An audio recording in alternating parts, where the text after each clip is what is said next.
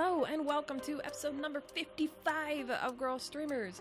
Girlstreamers is a podcast bringing you the girl streamers that you know and love.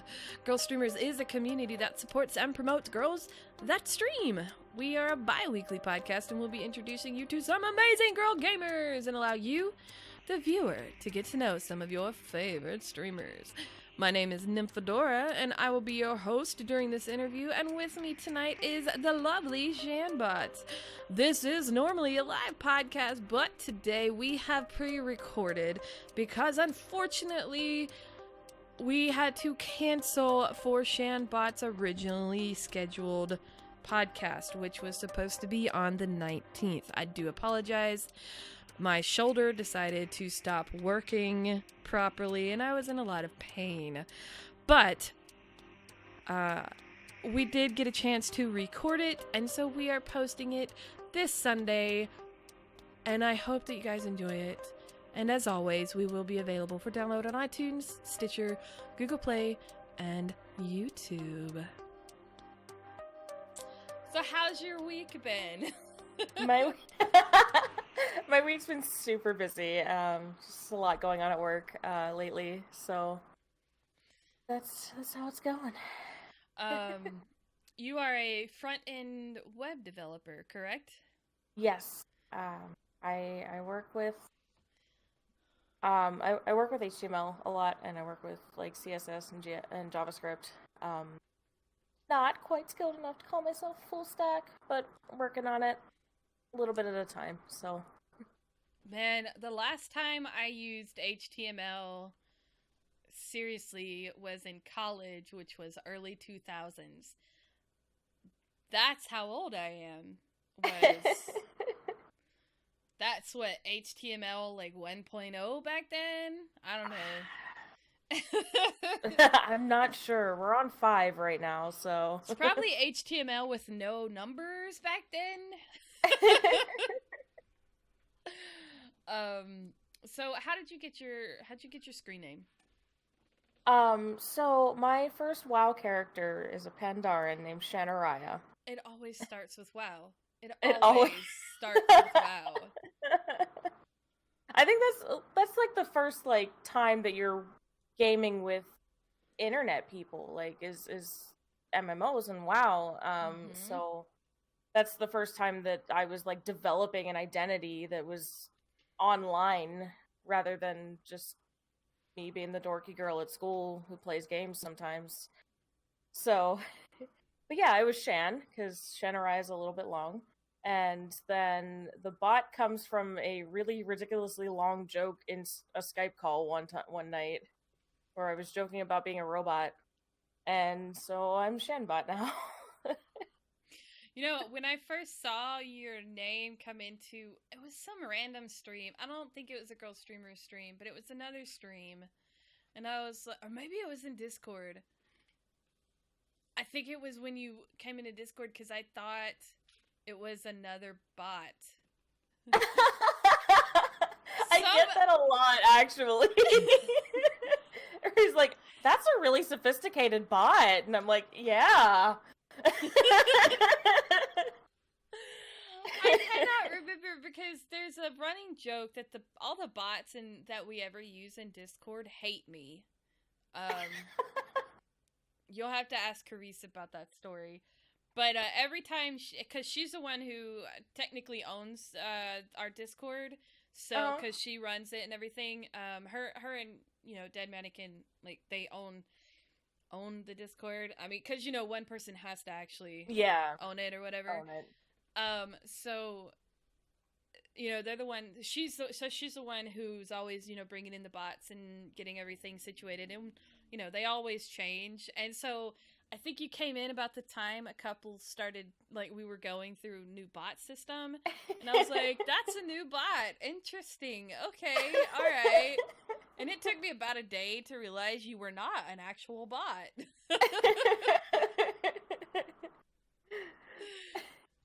So good on you. I've started running with it in some of the Discords. Like, if they're just like, wow, you've programmed a lot into that bot. And I'm like, yeah, we're all taking over the world, man. This is AI at its finest. So, where do you hail from? I originally come from Pittsburgh, Pennsylvania, and I live in the Minneapolis area in Minnesota now. Go So. Steelers? Yeah, go Steelers. Another Steelers fan! Heck yes! Blankets and all kinds of stuff. Me and Ashley Overboard are big Steelers fans. Steeler Nation all over the country. I know, I love it. I love it. We went down to Clearwater, Florida to see my family down there, and there's literally a Steelers bar in Florida. Yeah. I'm just like, why? But it's kind of funny we're because everywhere. There's a Steelers bar here in Atlanta as well. I think Steelers are one of the few NFL teams that have some of the largest. I think it's got one of the largest fan base. I mean, Cowboys obviously has a large fan base. I think Packers and Patriots, you know. Nah. But I definitely think Steelers fans are. It's weird how many Steelers fans are outside of Pittsburgh. Yeah. It's kind of comforting that I can go pretty much anywhere and find people that are somewhat like-minded, maybe. Like little safe houses all over the country. Right. So then, are you a big sports fan or just into football? So I'm not like there are people that get like super into their sports, right? And I'm like, I can watch a football game and enjoy it, and I can watch baseball and enjoy it, but I'm not like comparing stat cards or anything. Like it's entertainment, and I recognize definitely. it for entertainment, but I'm more into football than I am into any other sport. I used to be a marching band geek in high school. What'd you play? Oh man, I was clarinet at one point in my life, but eventually stuck with the drumline. That was drumline is where I ended up with. Yeah. Nice. I love how many girls have been on the podcast that have been in the marching band. It is fascinating. It is wonderful. That's also where I got my love of football. Yeah. Because you're forced to watch the game.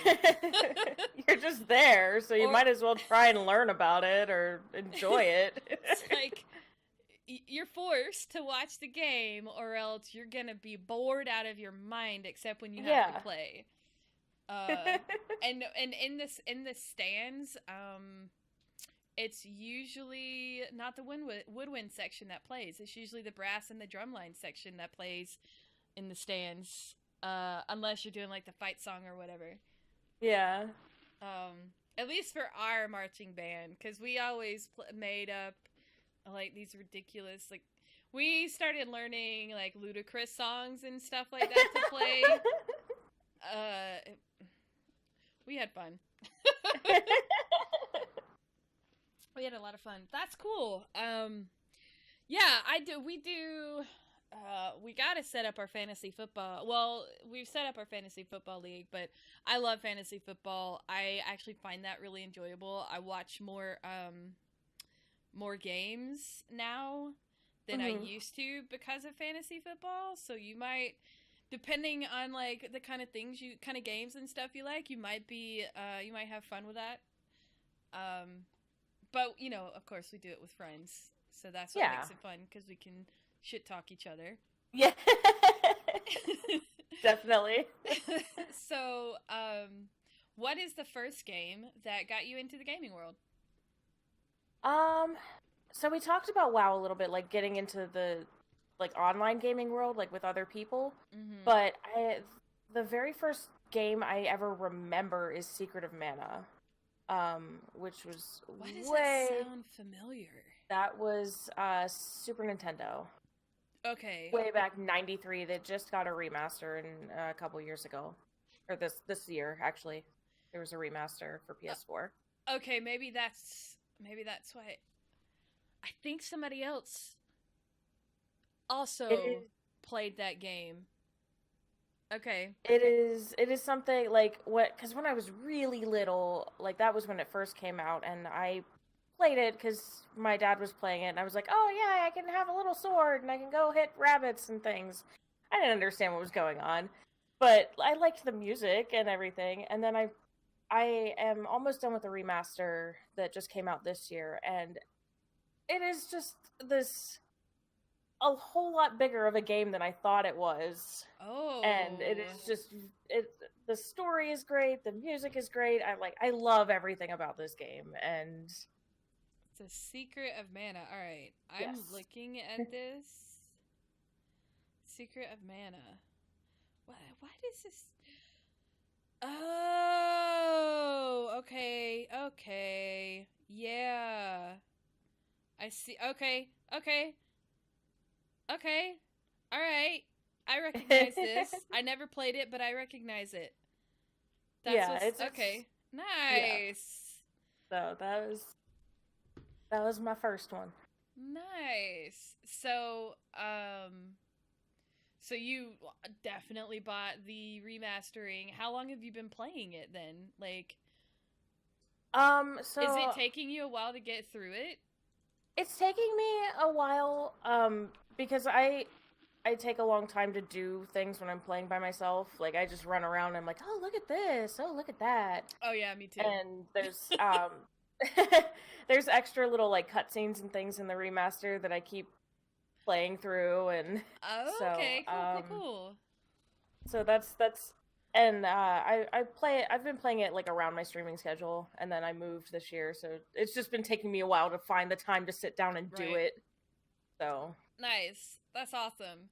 So how long have you been streaming and what actually made you start streaming? um so I've technically been streaming for since last October, but it was more like I was gonna turn on stream because one of my friends wanted to watch us do a dungeon run or whatever.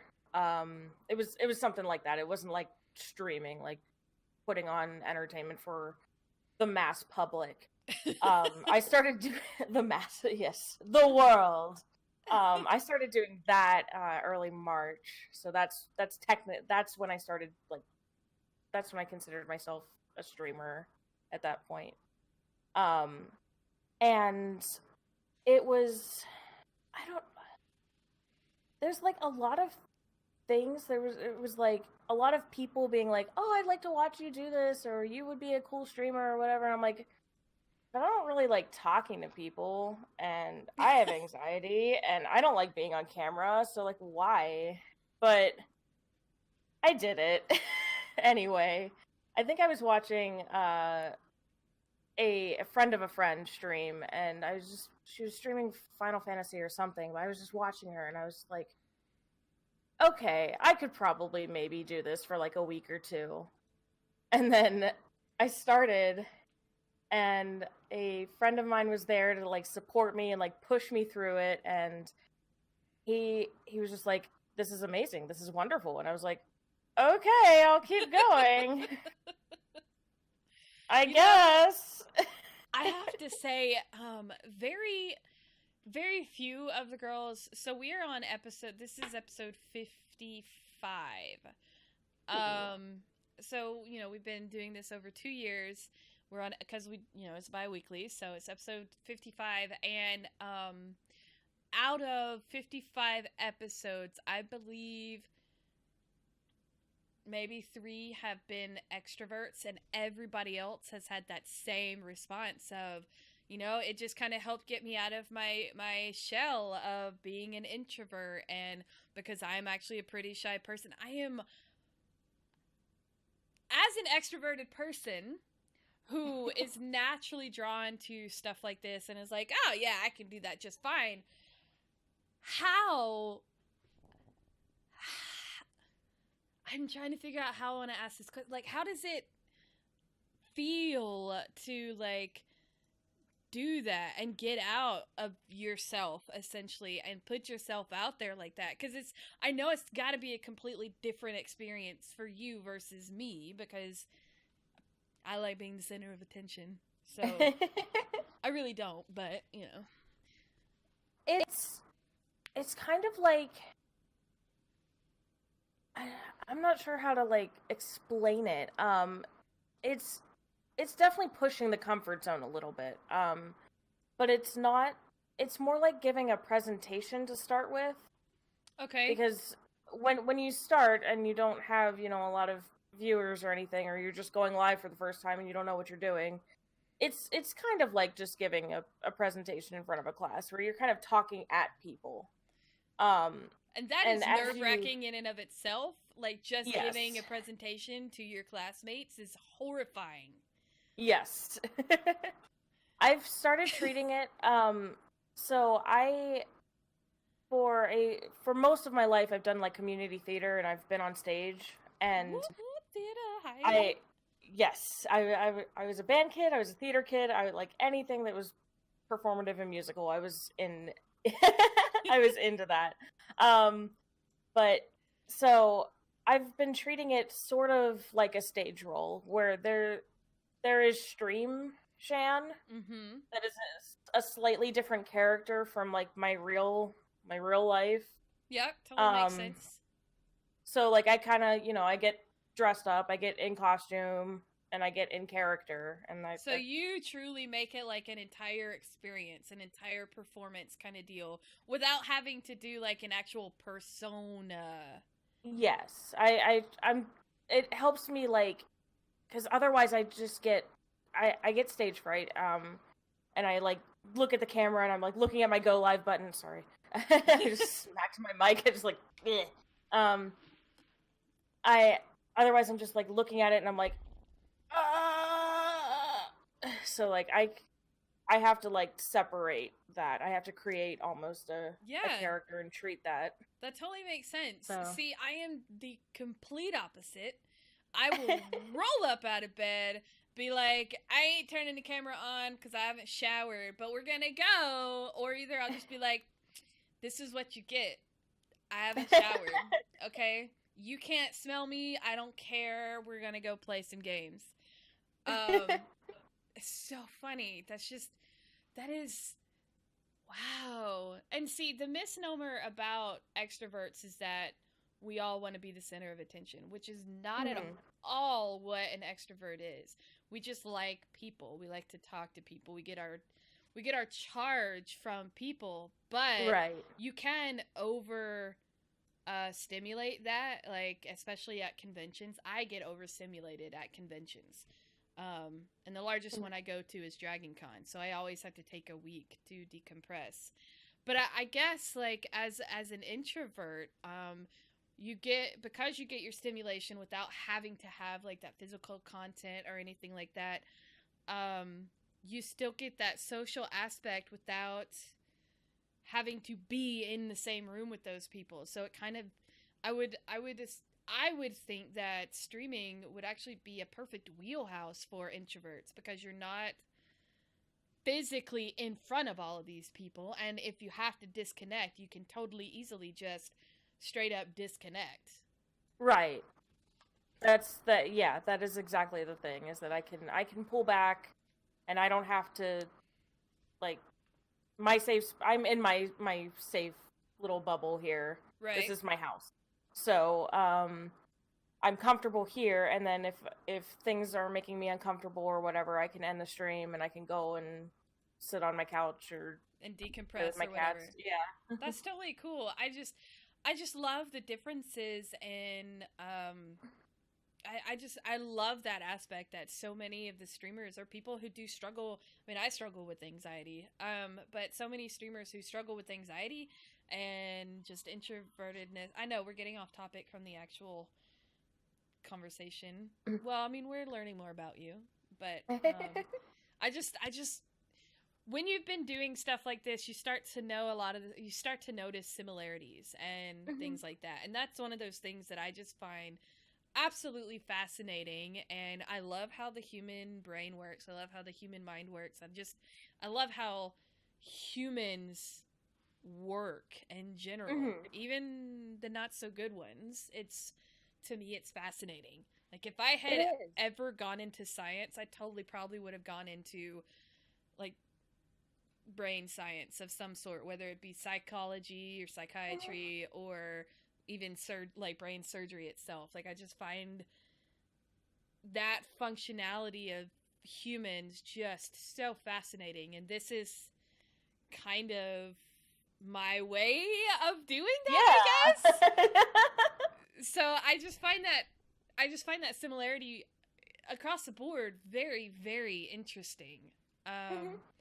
So thanks for sharing that experience. I never would have. You're the first person I've that question has occurred to me. So yeah, that's really cool. I'm interested now. I want to go back to all the other girls and be like, so what's your experience now? Like, how do you feel? Everybody has a different experience, right? Because I have a theater background, that's how I applied that, but I'm sure that everybody else doesn't, so right. Yeah. Everybody approaches it in a different manner. And it's so funny because, like, the introvertedness does not come across at all. Like, you just seem like if I am in, like, a situation with you, you'd be bubbly, and that's, like, everybody. So, like, everybody that I have met, like, I've met a few girls in real life, like, in person, and it's just like, whoa, the vibe is so different from how it is across the camera, and I love it. I absolutely love it. Sorry, kind of geeked out there for a bit. So, That's all right. Oh my god, always with the gnats. Yay, living in the South and having bugs everywhere. Yay! So, the most embarrassing thing to happen to you on stream? Oh, on stream?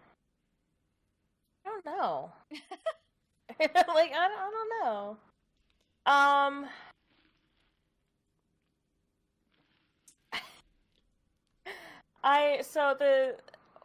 My first, like, long play was Hitman Blood Money, because the friend that got me into streaming wanted me to play it, and I was like, okay, fine. I got a couple of clips from that for your Streamer of the Month video, actually. I saw some of those clips. That was an adventure. So, all of those things were...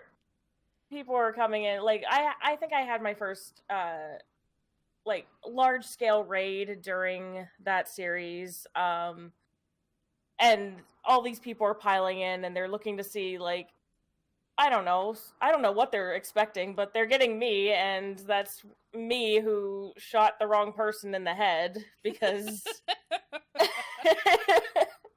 I was aiming for the right one, all right? During that series, I spent an entire stream looking for Easter eggs, looking to try and dance on the dance floor instead of doing the mission. So there were definitely people in my chat who were upset with me for doing that, but I was like, this is what we're doing. We're learning how to square dance. So just embarrassing gameplay moments of that's yeah. So what is your most memorable moment that you have had so far? Do you have one yet? I just had my birthday stream. So my birthday was on the 10th of August. Happy birthday. And thank you. And I didn't do, like, a super long stream, but I streamed for it, and I had a whole bunch of people just pile in and have a party, and I believe Girlstreamers rated me during that. But one of my first memorable moments was actually the first time that Girlstreamers rated me.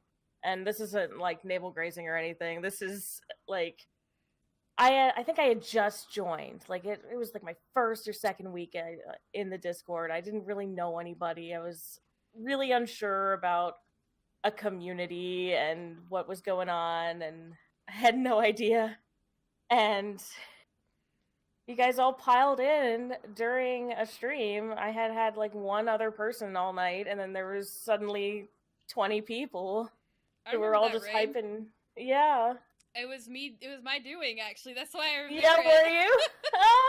Because it was after a podcast. So Oh, okay. if we don't have a streamer coming on right after the podcast, we will take the people from the podcast and go raid somebody. And I remember that because I was looking through the list because, you know, we've got that live now section now, which makes it so much easier to find people. Thank you, Lopez. And it just makes it so much easier to find people. And I was like, Shanbot, I think that's the girl that's new. Yeah, let's go raid her. So, yeah, I remember that. I didn't realize that was I knew you were new, but I didn't realize you were, like, that new. I thought you'd been in for, like, at least a week or two. I didn't know anybody yet. Like, it was,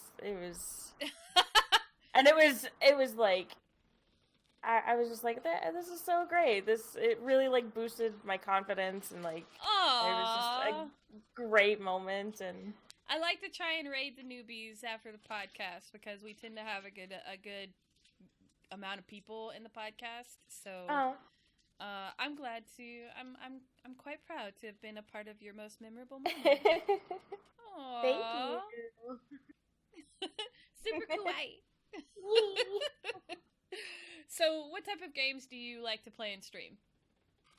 I typically have been doing, so Hitman aside, I've been doing a lot of, like, I've been doing a lot of Final Fantasy 14 particularly, but I've been doing Skyrim lately, and good game. Yeah, I do a little bit of, like, Minecraft and, like, Starbound, so, like, block crafters. I like doing those because they can be kind of chill. So Minecraft is a great chill game to play when you don't really know what you want to do, but you just want to be chill. Except for the trolls. Minecraft brings the most trolls of any game I've ever played. I don't understand! Oh my god. And during Pride Month, I was streaming Minecraft under the Pride tag. Yep. And immediately I was like, I know exactly what's going to happen. I got to be ready because they're going to come and just rag on me all night. And so I don't know. I don't know what it is about Minecraft. Like, why that specific game? Because the thing is, like, I get that. I mean, every game has its 12-year-olds, right? The stereotypical 12-year-olds. Like, Fortnite has 12, Right. But Fortnite does not get trolled nearly as much as Minecraft does. And Minecraft has a lot of people that stream it. Right. And I don't get it. I don't understand that. I really don't. It is so weird. Yeah. Yeah. Have you I haven't, since they did the water update or the underwater update, I haven't played it. I updated everything, but I haven't played it because all of my mods are outdated, so I can't do anything. Like, I logged into my game the other day to see this beautiful barn that I had built, but because I had a mod, all the blocks are gone. All the blocks are gone. Because they were blocks that are not natural. I had the modded blocks.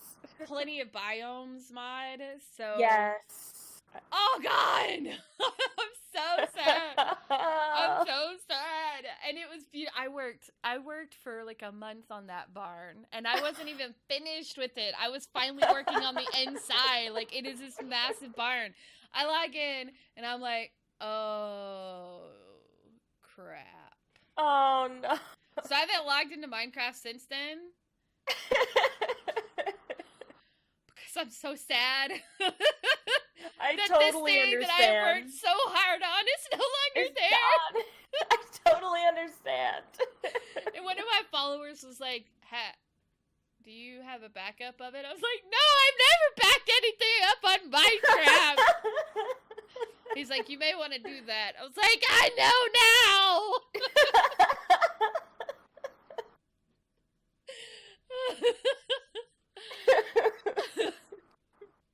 So, what is your favorite thing of all time to actually stream?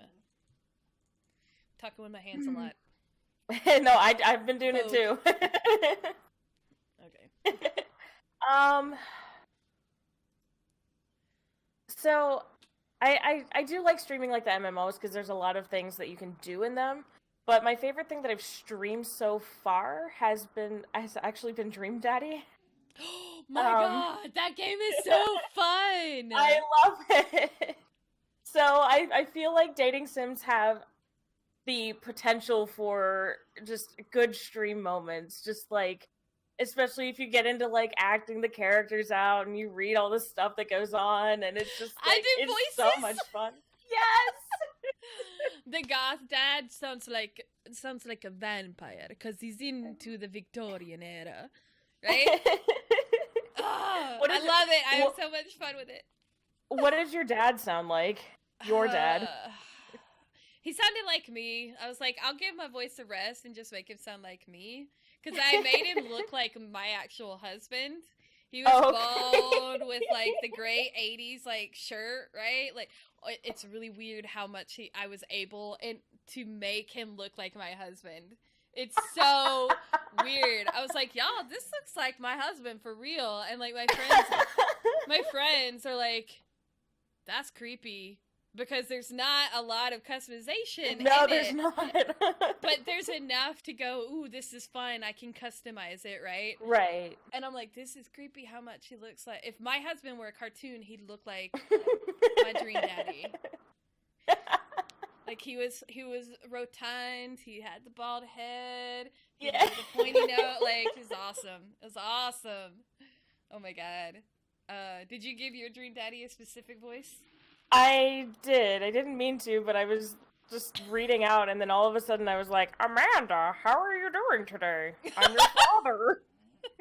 And that became Manbot Dadderson. So oh my god, that is so great. That is now the Manbot voice that is infamous. What was the name of Daddy Warbucks? Is that... I think that's the name I gave mine. I think his name was Daddy Warbucks. I like that it was Dadderson is the last name. That is fabulous. Oh my god, that is so fantastic. Oh my god. Okay, Dream Daddy is... Because a lot of the Japanese games are very story-driven and, like, novel-like that. And Dream Daddy was very much the Americanized version of that. But I loved it. I really loved how they stuck to that format, but kind of made it different from your typical novel game. Right, I can't remember the actual term for those particular games. I'm sorry. Visual novel, I think. Visual novel, thank you, yes. Yeah, and I do think, like, some of them are really great to play, and I've watched people do... Those are games that I really enjoy watching people do a lot. Like, I watched Miss DJM play, not Yakuza, it was the one with the little killer teddy bears. Persona, maybe? No, shoot. Not Persona. It's on, I can't remember, and I know if there are people in chat during this, they're going to be screaming at us. But it is, she did voices for like 18 different people, and it was hilarious. Oh my goodness. It was absolutely hilarious. I could not stop laughing.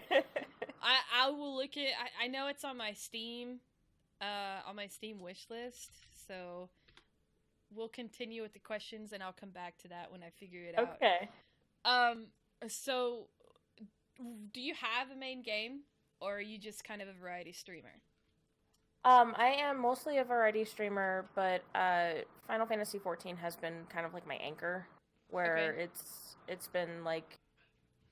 It's like your fallback game? Yeah. If I don't have anything to do, it's been great for, like, I stream D&D on Saturday nights, and if we have to cancel the session, I don't want to cancel stream all the time. so I end up just playing that instead. Nice. So, what is it that I'm sorry, my Steam keeps opening up in front of. Sorry, guys. I should have had Steam open. I should have had it open up long ago. But so, what is it that attracts you about? Because all of these games are kind of different.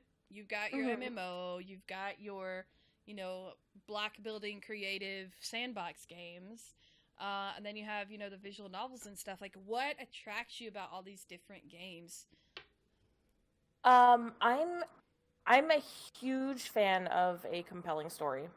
And so anything, so like the visual novels, the MMOs, if they have a main like storyline over top, that's good.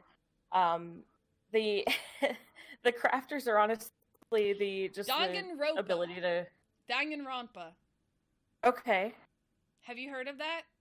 I've heard of it. I've never like seen it or played it, but okay, all right. I will link it to you afterwards so you can see what it is. But I would love it. Oh, that's the name of the visual novel. Okay, so you enjoy story-driven games. Yes. But Minecraft isn't really a story-driven game. No, but there is the potential to build your own, and I like how you said that right there. I love how you said that. So there's a lot of builds that just kind of tell their own little story, and I like working on that. And I love how you said that because you can, because like that's what keeps me going back to it is the fact that I'm like, okay, I want to build this little farm and I want to make this awesome thing and I want, this is going to be my little farm section and like then I've got this little fishing village over here where I go and just relax and chill and like go fishing or whatever. Yeah, I love it. That is a perfect way of stating that. And it's your own story. Yes. So, you're the one who, I guess, kind of like how people do Sims and make stories out of Sims as well. Yeah. So story is like that's another thing that I'm hearing a lot of from a lot of people. That is like the big thing is story is what drives people to come back to a game. Definitely. And there's the part of that is like the world building of it and of a game setting. So like if I'm done with the story or whatever, but if the world is compelling, my screen going off. If the world is compelling, I will keep coming back and just running around the world, like looking at things. And so you enjoy the open world aspect of things as well, which would play into your love of MMOs because of the open world aspect of that.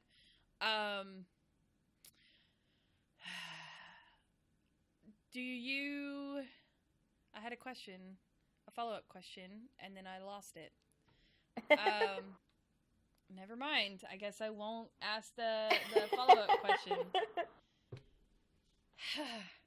Do you actually prefer one type of genre over another? Or are you just like, whatever has a good story, I'm gonna play it? So I don't know that I have like a preferred genre. Like I guess I have a not preferred genre in that I don't really like to play like horror games. So wow. But I don't. I'm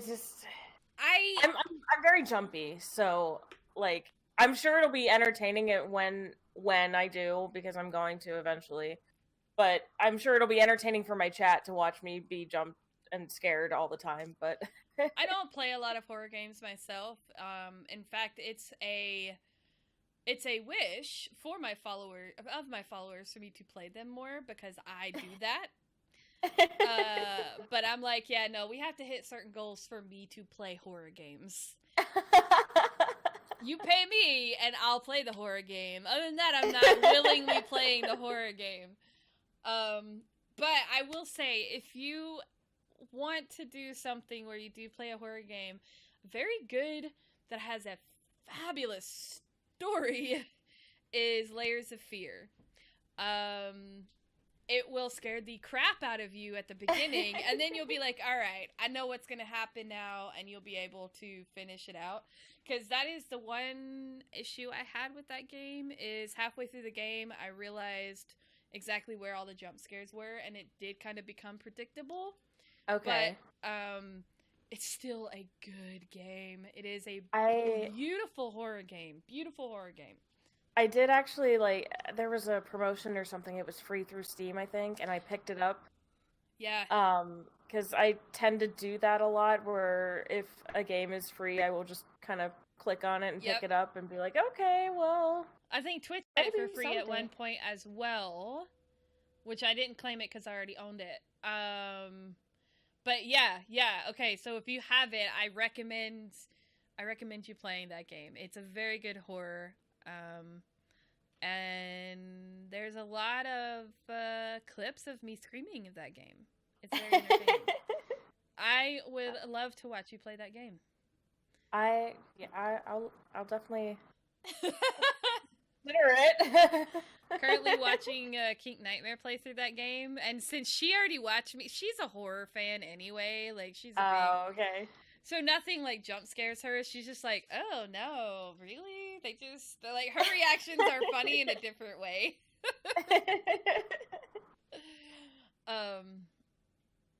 Yeah, I feel you on the horror thing though. Like, do you watch horror movies at all? Oh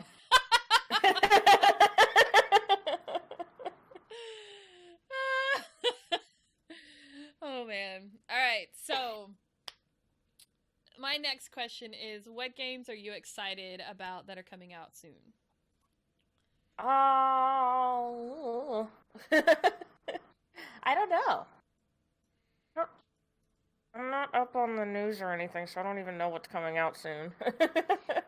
Did you ever play Red Dead Redemption? No, I hadn't. Oh, okay. So then you don't. No. I have into no Red idea. Dead Redemption 2. I talk about that like every podcast, and I will be talking about that until I finally get the game because I'm ready for it to come out.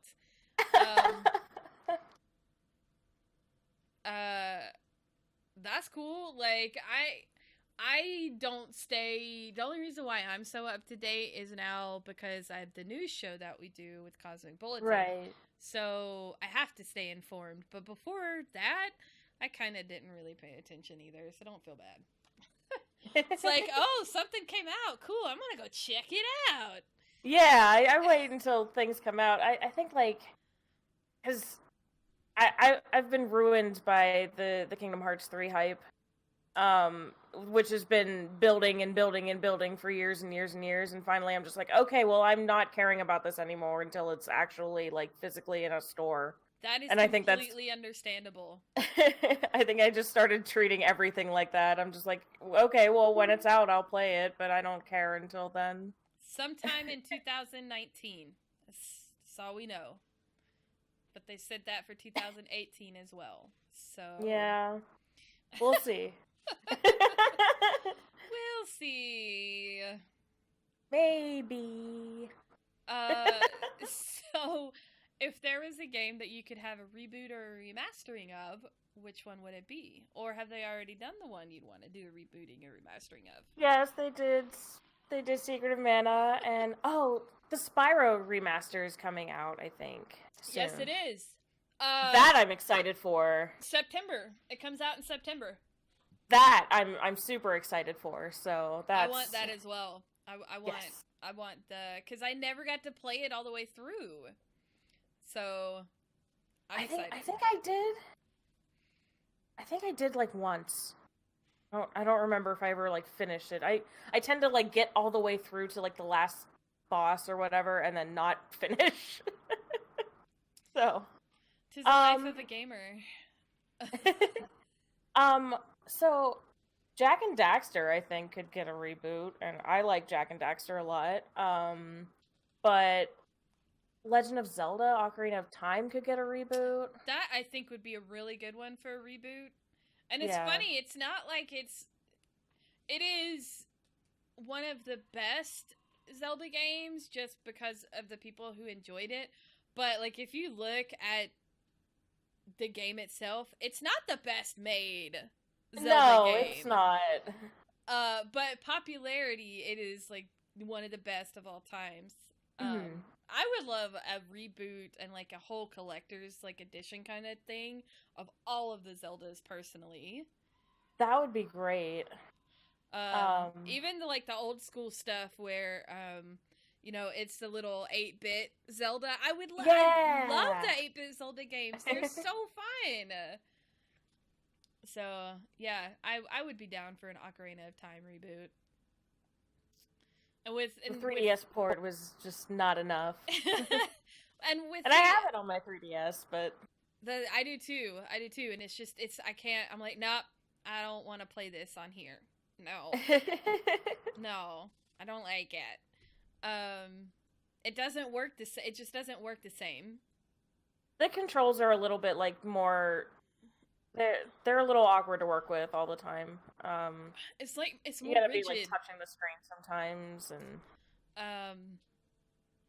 but yeah, that would be a good one. I would totally be down. And with the Switch and all of the awesome games that are coming out for the Switch, and I love what Nintendo is doing with the Switch and stuff. I would love it if they did a reboot of a lot of their N64 games as well.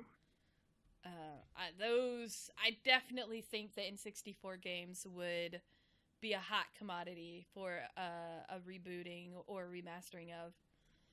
Pokemon Snap. Can I have a That was my jam. That was my jam. Me and my brother we bought Pokemon Snap on the Wii, you know, because on the Wii you can go back and buy the old games. Yeah. We totally bought Pokemon Snap and played the crap out of that. It's the same thing over and over, but it's still fun. I don't know why that game's so fun, but it's so dead blame fun. I love it. And when you finally discovered that there's a Scyther in the grass over there, if you throw Pokeballs, yeah. Love it.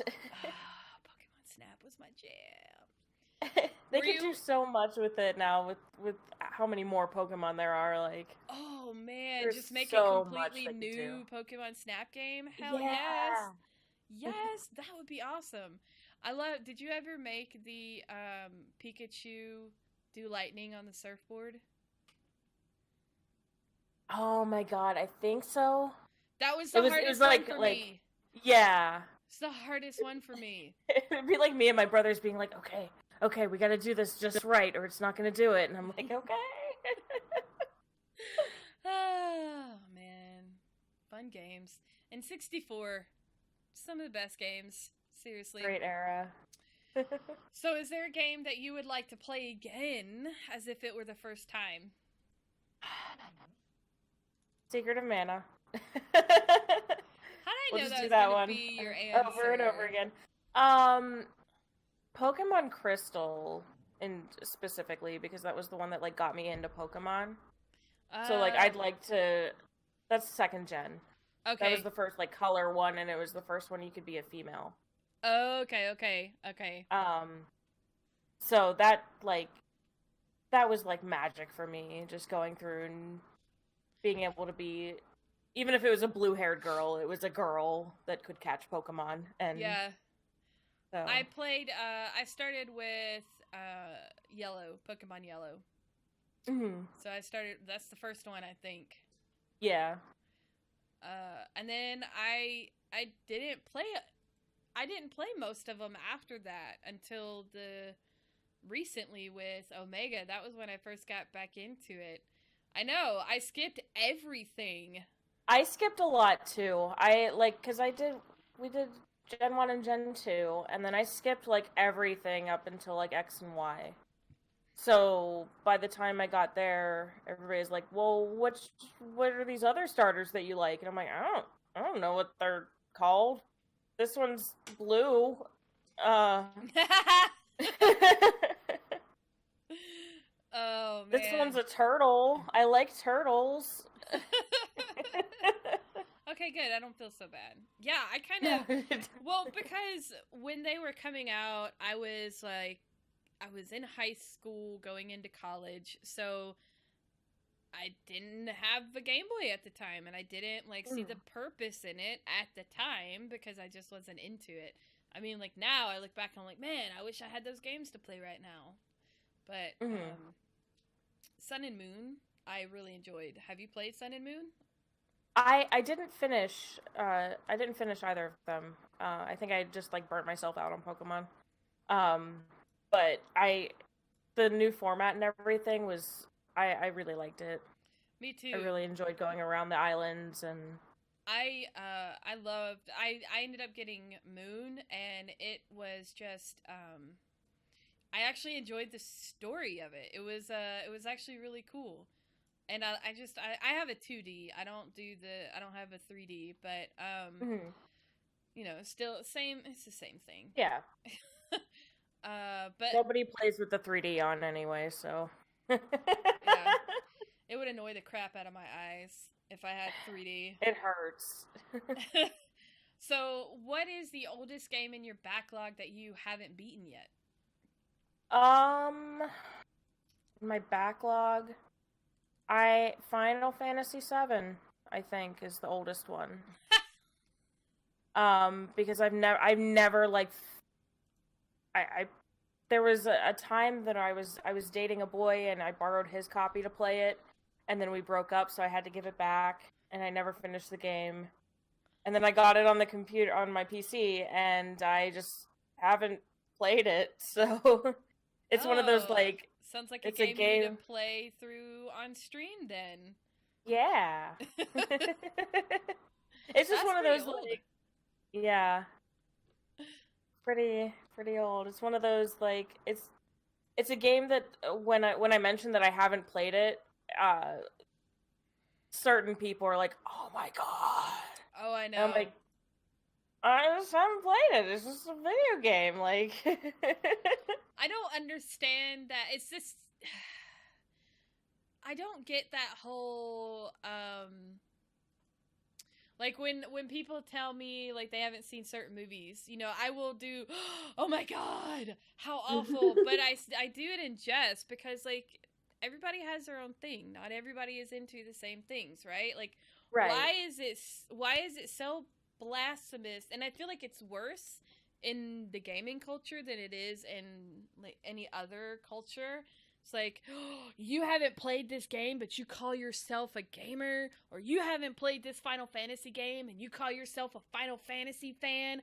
How dare you? I don't understand like that concept. I cannot wrap my head around it, because sometimes you're just not into a game at that certain time, or you just don't have the money to go back and play it, or you just don't want to play it.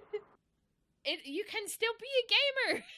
Exactly. Like I don't understand, but because that is 7 is one of the more popular ones in Final Fantasy. Like, yeah, it's like one of the like classic pinnacle Final Fantasy experience. Oh my god, King of the World game. Yeah, so that is, I don't understand that concept personally. And I think had I played it when it came out, like I was too young to even understand, like, or to even really fully grasp what was going on. Yeah. And that story is super convoluted. There's one of our big, huge supporters, Bruce Wayne Brady, part of Unified Streamers, is going through Final Fantasy VII for the very first time on his own channel right now. I can't remember. I think it's Saturdays is when he plays it. I can't remember exactly what days he plays it, but yeah, like he has it like no spoilers, yada yada yada. Like he doesn't, which is completely understandable. But I'm watching it, and yeah, the story is very complex. I don't know how a child could play through that and understand what is actually happening. I don't think I would have. Like, I don't remember what year it came out, but I I'm 26. Like I was no older than 10. Final Fantasy VII. I can tell you right now, because Google. 97. Okay, I was 5 when it came out. Yeah. So I hadn't really even mastered like speaking. So I'm not sure I could have handled a controller and understood the finer points of that story. I kind of remember that coming out, and that was in my. See, I was more into Nintendo, and because, it's not a Nintendo game. Well, is it? No, it's not a Nintendo game. It was on PlayStation. Yeah, it's just PlayStation. Which my brother had a PlayStation 2, but we were heavy into N64 for a while there. But yeah, like, I don't... Wow. You are my brother's age. Yeah, there's no way we would have ever got that game, because a lot of the games we had to get, or we got, had to be something the little brother could play. Oh, yeah. That's why Nintendo was a big thing for us for most of our childhood. And then by the time he got his PlayStation 2, I was junior, senior in high school, going into college. So, but yeah, so you should play it on stream then. It's in my log. It's in the plan at some point in the future. So, are there any trends that you would like to see change in the gaming industry? For example, less microtransactions or more microtransactions, more mobile, more cross-platforming, more, things going to mobile, etc. Anything. So I'm gonna be the person that says I would like to see less battle royale. I think most people are at that point.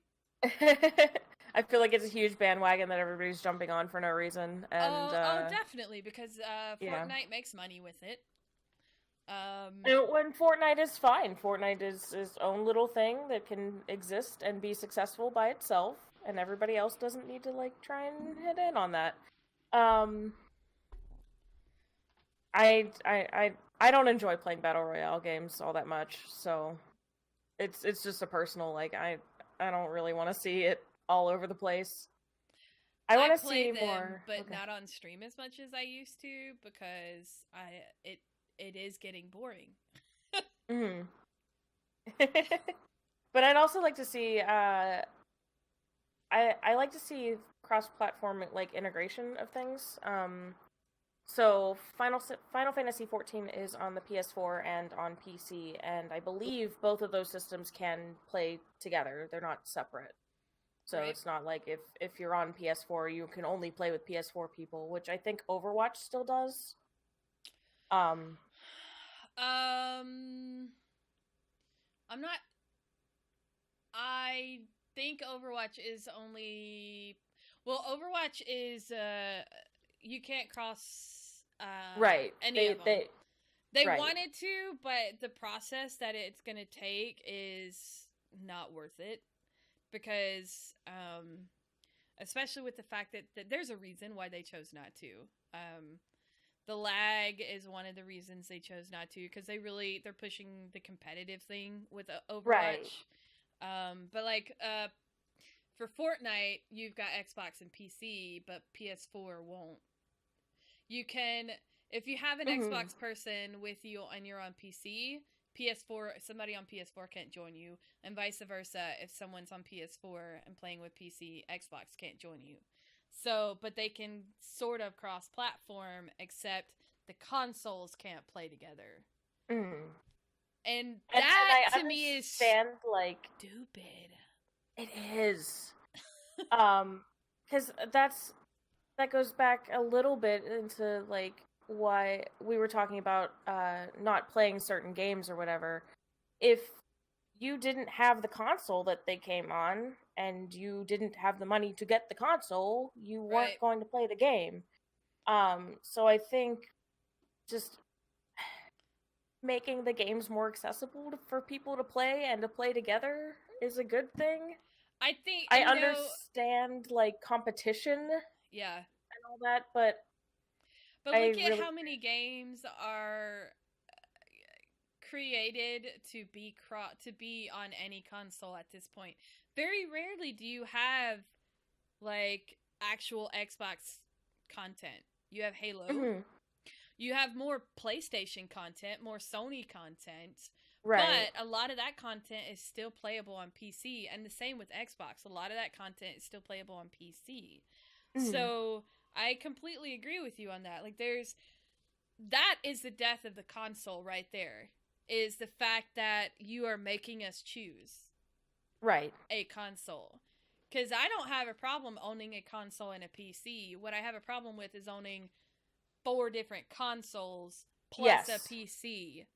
I don't like that. Like, I will eventually buy a Switch, but right now I have a PlayStation 3 and a PlayStation 4 because I can't play certain games on the PS3, and there are games coming out that I want to be able to play on the PlayStation 4 that are not going to be on the PC.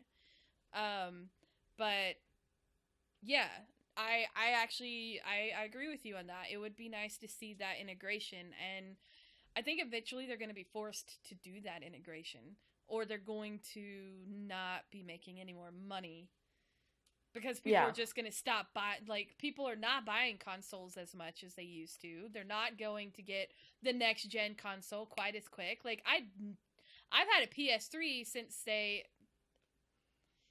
like a year after it came out, and I just upgraded to a PlayStation 4.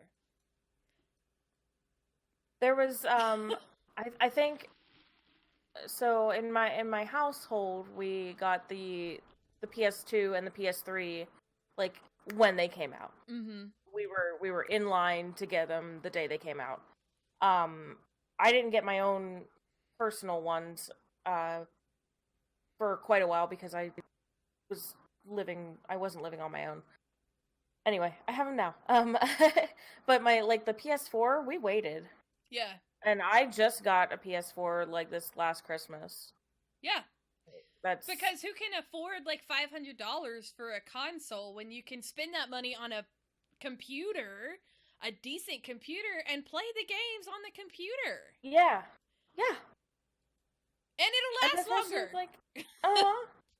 And PC building it sounds scary at first, but it is so much easier and so much more accessible now than it ever was. So. Oh, hell yeah. Because it's essentially plug and play at this point when you're... Yeah. Now, I mean, if you want like a serious rig that can do gaming and streaming and be like, a water cooling system, that is something I would recommend hiring a professional for. Mm-hmm. But yeah, if you want to build, it's so much easier to build your own PC now. And if you have a basic working knowledge of how the hardware works, then yeah. And the reason they made that is because, when you got to change your DDR and your RAM out and stuff like that, it's too much if you have to go and unscrew a bunch of shit and you'll end up breaking stuff. So now you can just literally unplug. Exactly. Yep. Exactly. Yeah. I'd rather spend $500 on a new computer that I can use for other purposes on top of playing the game versus a console. Completely. Yeah. Absolutely. Boom! Mic drop. This is why I love the podcast. This is why I love it. I love having these conversations with y'all. I love it.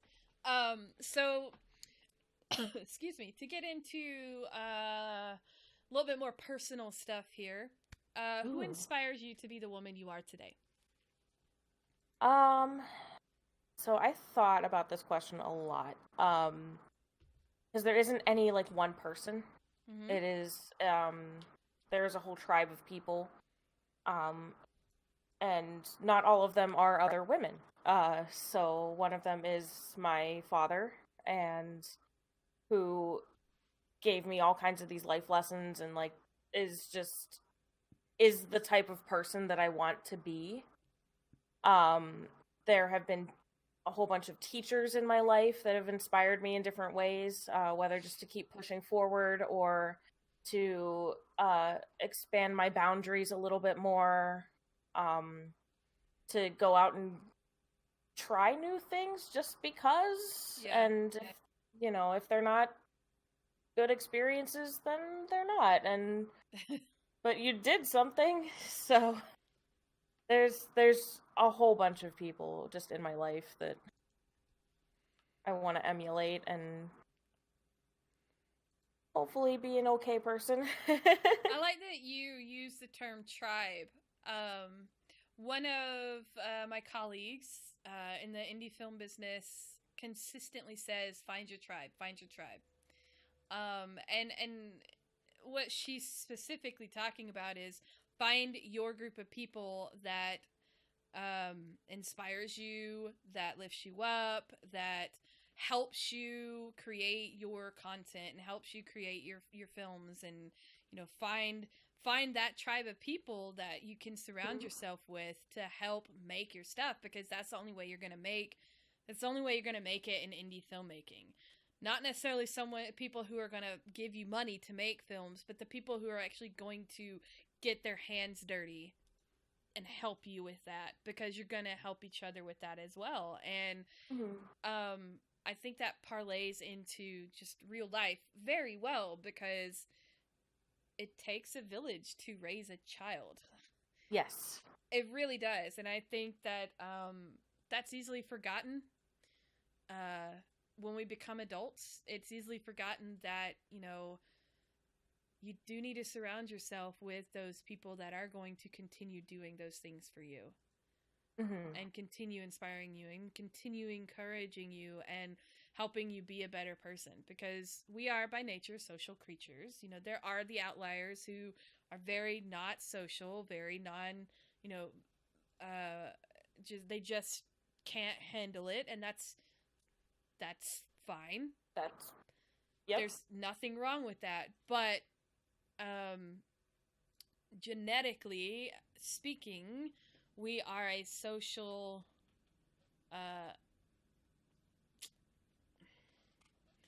I guess animal, because that's essentially what we are. We are social animals, and a lot of animals that are social like us also run in packs, essentially. So I love that you use the term tribe, because that to me means more than just family, more than just friends. Like, it is who you are as a person. Yes, because they're like, your family is going to, well, possibly. My family is there, but they're there in a different capacity than my friends. Right. But those two groups of people are in a different capacity than the people who, like, I guess mentors are the third group, where your teachers, your inspirational leaders, your just people that you look up to who aren't necessarily your friend or your family. Right. Yeah, definitely. But you need all of those people around you for different reasons. Definitely. So. I love it. I love the way you said that. So, what do you like about being a part of Girlstreamers? The support, the friendliness of people. Girlstreamers was the first community I joined, and we talked about this earlier, but I was like very new to streaming when I joined, and I was very like, I don't know how this is gonna go, and it was a mutual friend of me and Foxen in a Boxen.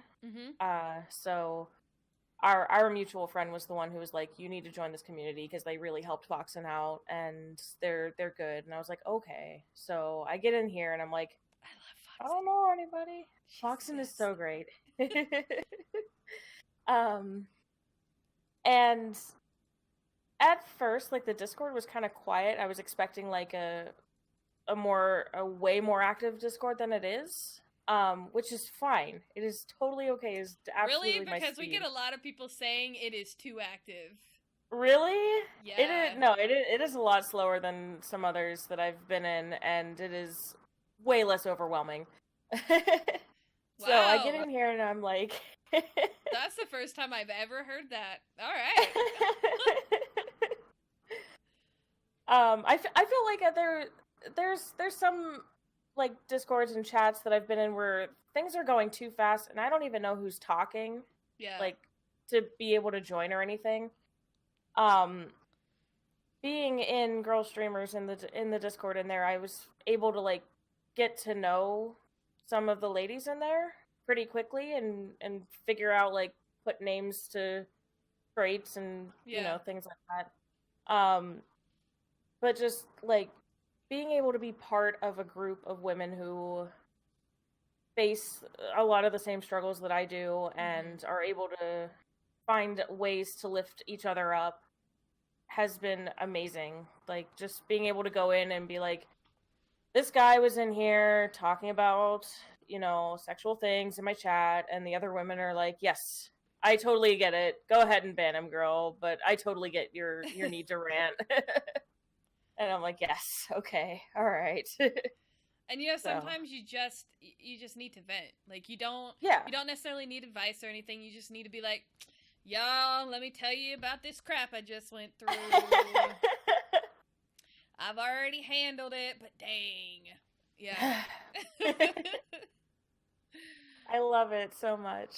So on that note, like, what actually keeps you passionate about gaming? And the gaming community in general? Gaming has given me my closest friends. Like, straight up, that is the message that I'm getting behind, because it has.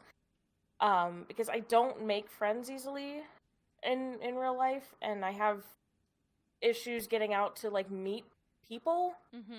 And so being able to, like, talk to other people in an online setting or through games has been able to connect me to so many, like, great people in my life. My partner, actually, I met in WoW. So you did too? He was my guild master. He was an officer, and then I became an officer with him, and nice. Then there's so many WoW relationships that exist out there. It's hilarious. WoW's a dating service, man. It is. That should be their tagline. Wow. Much better than Match.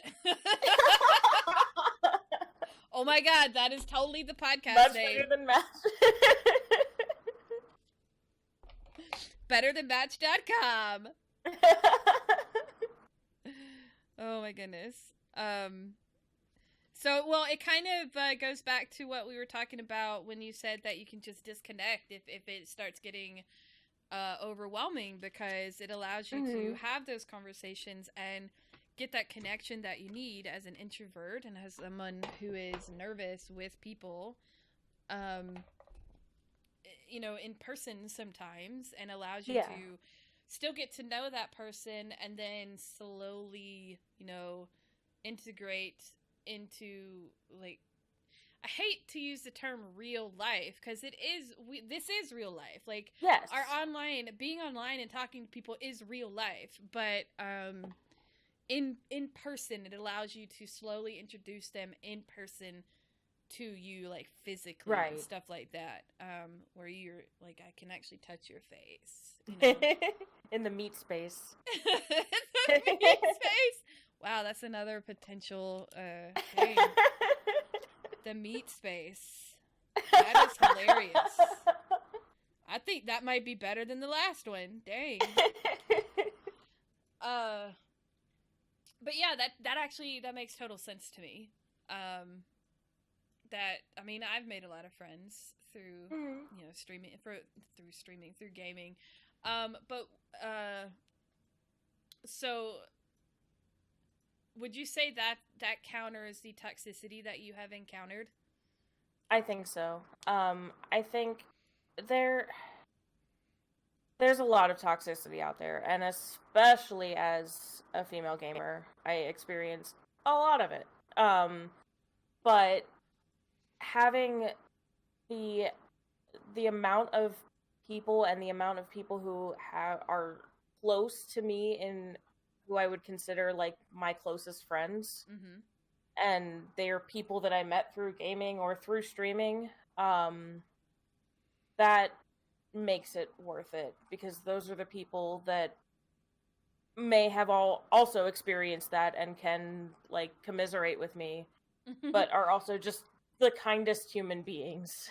And it's almost like it restores your faith in humanity kind of deal when you're dealing with that toxicity. Yeah. Because it's like, I know not all gamers are this way. I know not all people are this way.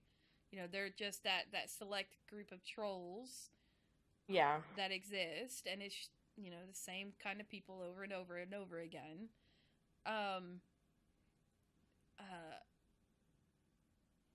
So what is your greatest challenge or obstacle that you have had to overcome in your life so far?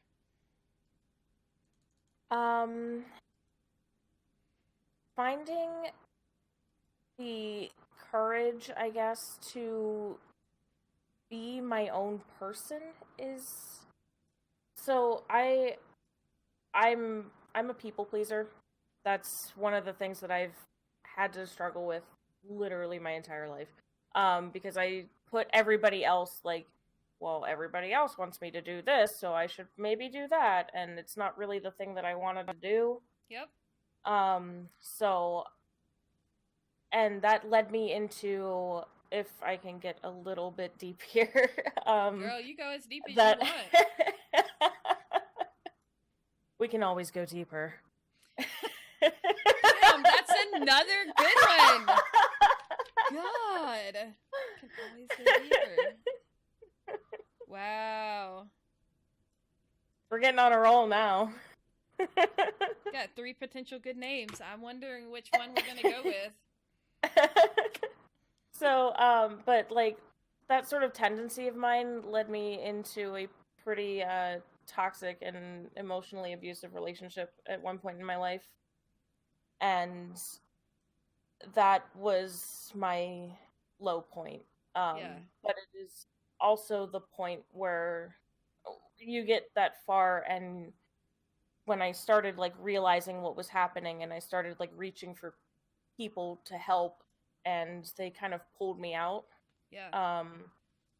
So after that, after I left, it was kind of like just me on my own with my tribe around me, and then I had to kind of just relearn how to be a person. Yeah. And in doing so, I was trying to figure out like what I wanted to do with my life, and what I wanted to be, and what I felt, and how to communicate that and put that more ahead in my priorities. So I moved out of the state that I was born in, and I'm here now, and I'm doing things that I never thought. May I ask how recent that was? Dealing with the relationship? It's 3 years ago, I think, was when I left. Wow. So. And was it both mentally and physically, or was it just mentally abusive? Just mentally, emotionally. So. See that? I mean, those scars last a little bit longer. In when it comes to that, both are awful, and I personally have been in a relationship with both. Would you?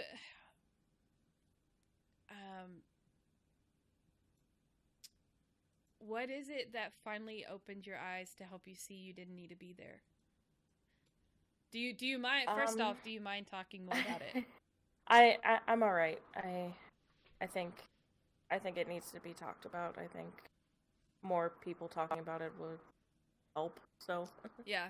Um, I think there was a point where he wanted he wanted to move out of state.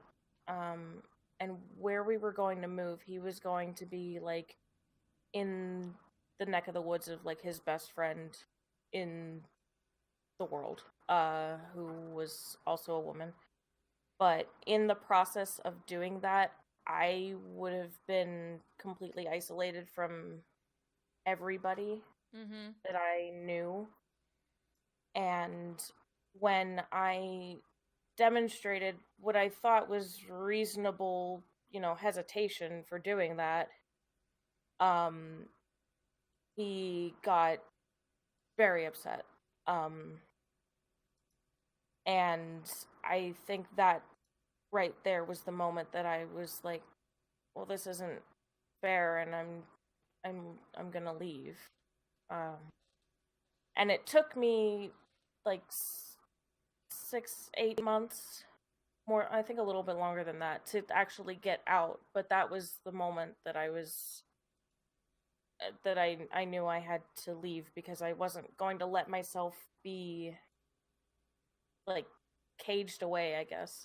Is it something that just kind of finally clicked and you're like, what am I doing? Like, what am I Yeah, doing here? Yeah. absolutely. Um, a lot. A lot of people who haven't been through something like that don't quite understand how that works and how it just kind of it does just kind of click. It's like a key Mhm. turns and it finally, and like the car finally cranks up. Like, oh, whoa, you need it's some, not like it's an epiphany or anything, but it's just like it's the straw that broke the camel's back Yeah. kind of ordeal. Like it just, you just need that one thing, and it's always different for Mhm. everybody.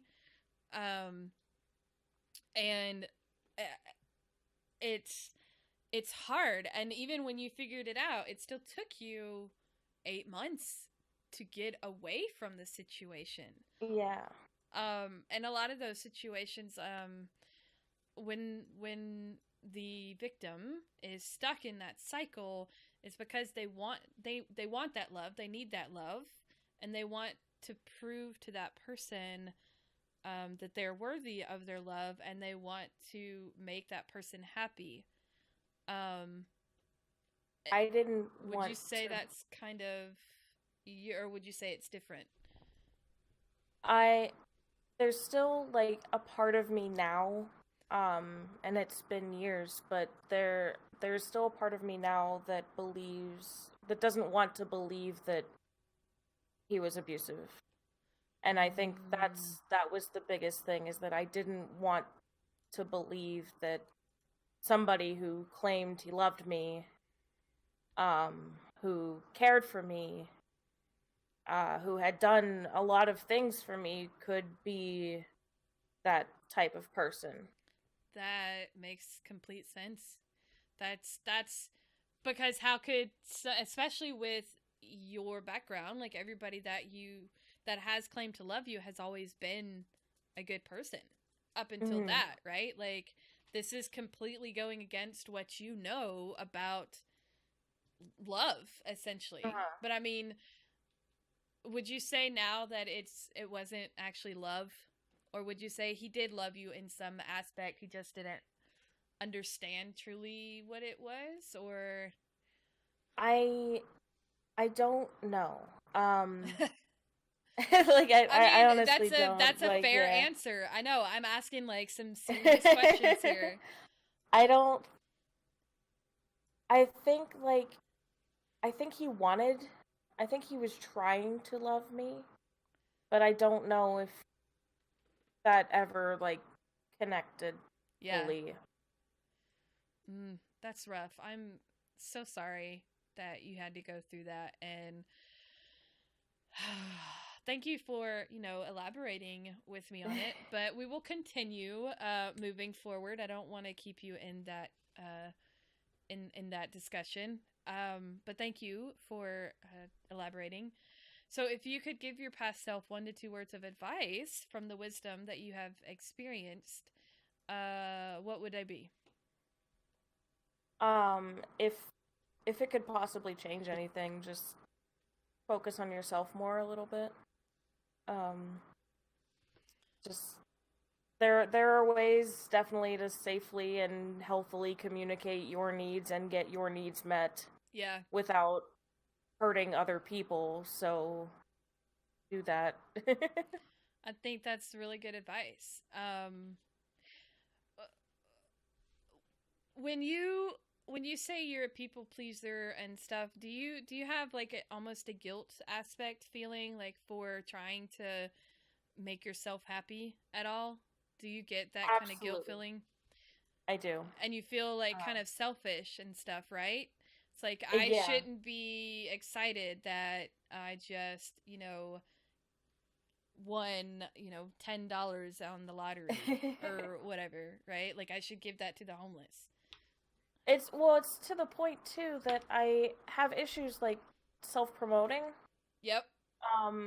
Because I don't want to put myself out there because it's just me playing games and I didn't it's not something that's productive or something that others would want me to do. So, stuff like that where I'm like, well, nobody's going to really care about this. It's not like, I'm not getting my master's degree or anything or yeah.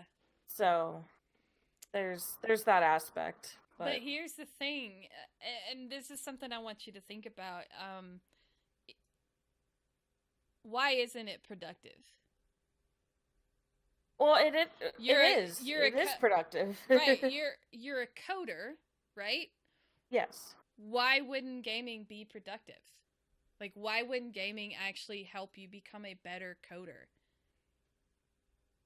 You're right. So whenever you start to think that way, just be like, just kind of remember that and go, wait, I'm actually helping because I live in the, I mean, I've got some years on you, so, I know, I actually totally get the guilt thing, and I've sought a lot of therapy for just that, but I struggle with a little bit, my issues are, imposter syndrome. I don't think I'm good enough to be where I'm at and to do what I'm doing. Yes. So that it's not quite so much as I want to make everybody happy. While I do want to make everybody happy, it's I don't feel like I deserve to be like where I'm at. So lots of therapy later. This is what I deal with. But so I live and I've said this on the podcast before. I try to say I try not to say I regret things. Like everything that I've gone through, good and bad, has led me to where I'm at, and it's a learning experience. And so that it goes into work for me as well. Like leading a raid in WoW, right? Raiding in WoW teaches you teamwork. If you are the raid leader, it teaches you how to manage a group of people. Like there's so many things that you actually earn and learn about in gaming that actually parlays into other aspects of work. And I think we're finally getting my generation is starting to take over. We'll say my husband's generation starting to take over. There's 20 years between us, so he's definitely in a different generation. His generation is starting to take over. My parents' generation is finally going away. So his generation is starting to understand that gaming is a viable tool. And then you have my generation where, like, we've literally known gaming since we were born. Right. And then, so it's becoming more of a, oh, so you're a gamer. What have you, like, it's become a tool now, a teaching tool. Right. And people are actually, it's more acceptable as that kind of experience when it, yes, it's entertaining, but it's also very much an experience, and totally helps you with skills, especially communication skills. So suffice it to say, use it to your advantage, especially being someone in the tech industry. Easy way to use it. Easy. There you go. All right. Just solved your problem. I'm just kidding. It's not easy. Mental health stuff's not that easy, but no. for other people who struggle with that, it's a good way to help yourself come out of that self-deprecation hole. It's a good tool, a good way to use it when you are in that. I don't need to be. I'm not being productive. Yada yada yada. But you are, because you're learning how to communicate with people. Unless you're a troll, and then you're just, a dick. But so what trait of yours are you most proud of? I persist. That's a good trait. A lot of people are not persistent. I had someone call me relentless once, because I was like, that's the title of my memoir right there. I am relentless. So, but I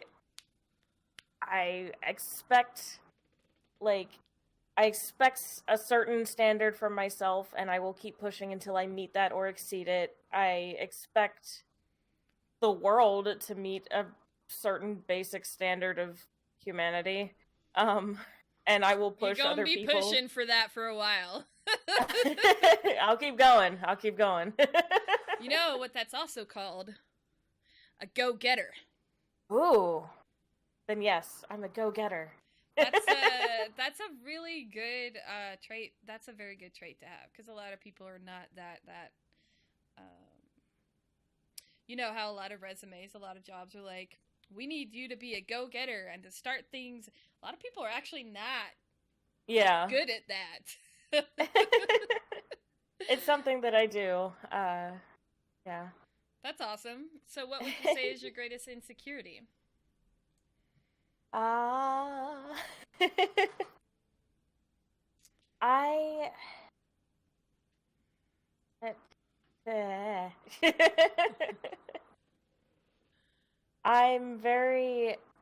insecure about my appearance. There's that, but that's something that I struggle with. I'm insecure about my anxiety.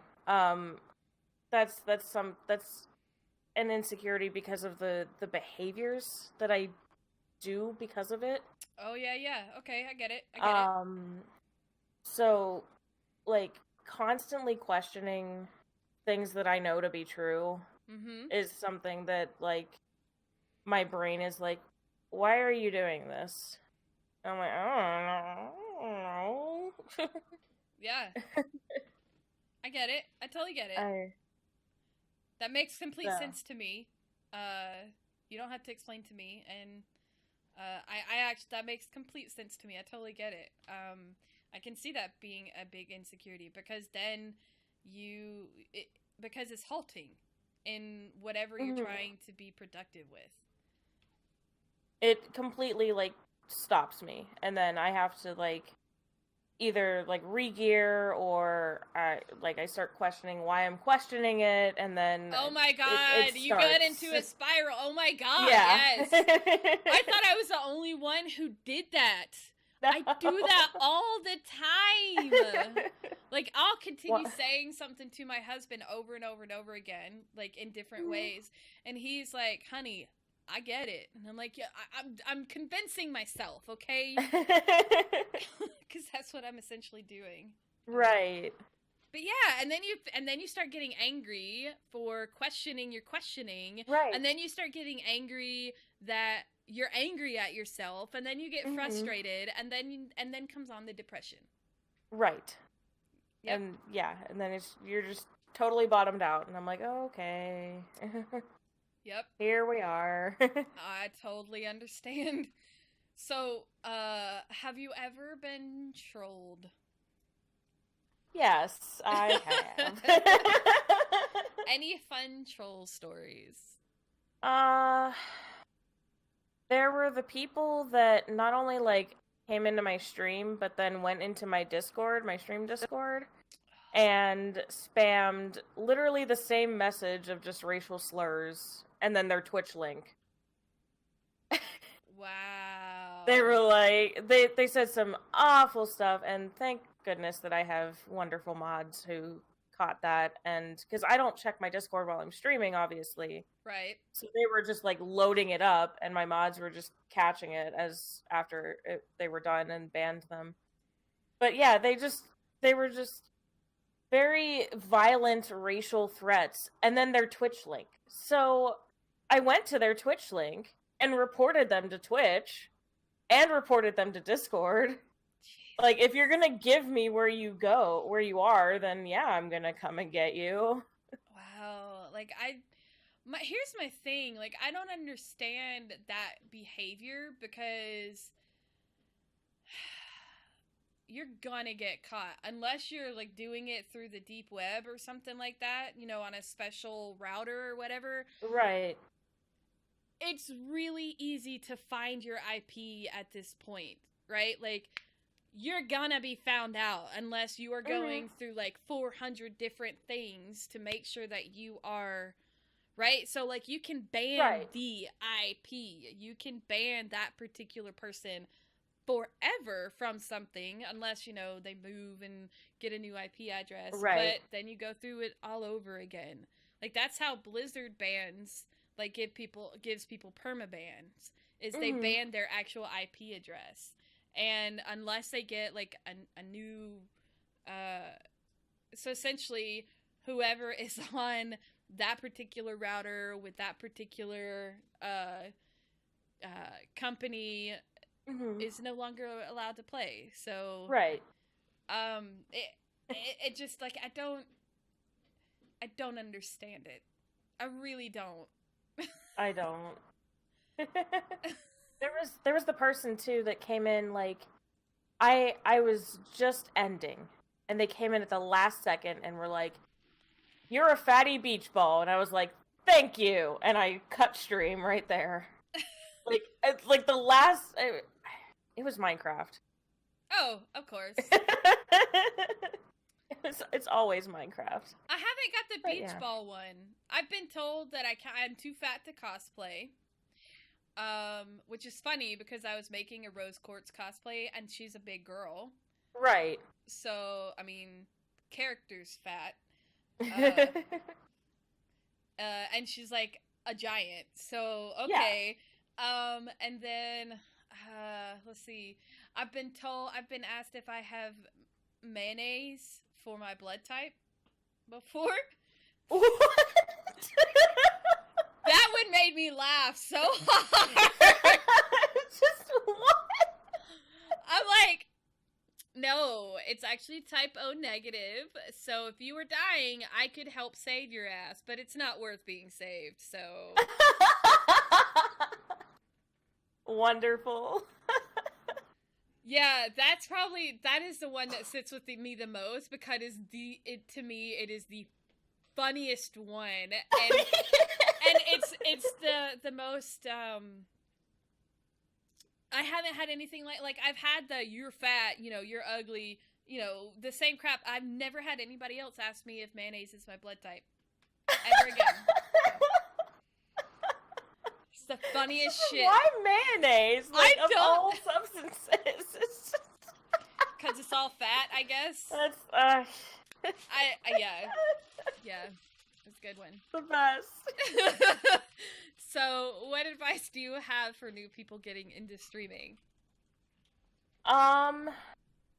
So everybody that you ever ask about advice for streaming is going to say, don't do follow for follow, and you got to network.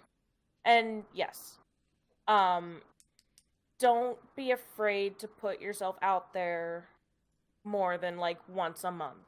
Yeah. Especially with all the social media algorithms, you have to put your link out more than like once a day, even if something's going on, because somebody's not gonna see it. Right.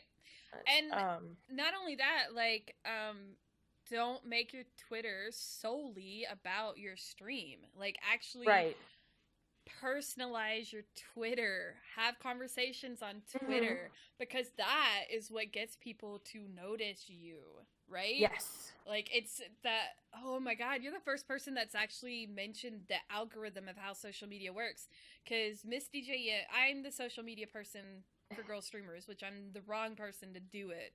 But Miss DJM should actually be the social media person. But it kind of falls under what I do anyway, with the media stuff. But so her and I are always talking about how the Instagram algorithm works. How, like, we're constantly talking about the different algorithms and how they work and how we can get more attention and how we can get more, like, it's nuts how the algorithm works. And it changes. It changes. Yes. Like, every 6 months it changes. All the time. And, well, we get a lot of that, even as a web developer, because if I integrate a Twitter feed into a site or whatever, suddenly I'm Twitter mage. So, clearly. So my clients will come to me sometimes and be like, well, why aren't my tweets showing up? Or why isn't this happening? And I'm like, algorithms. Like the ancient aliens guys, just like, algorithms.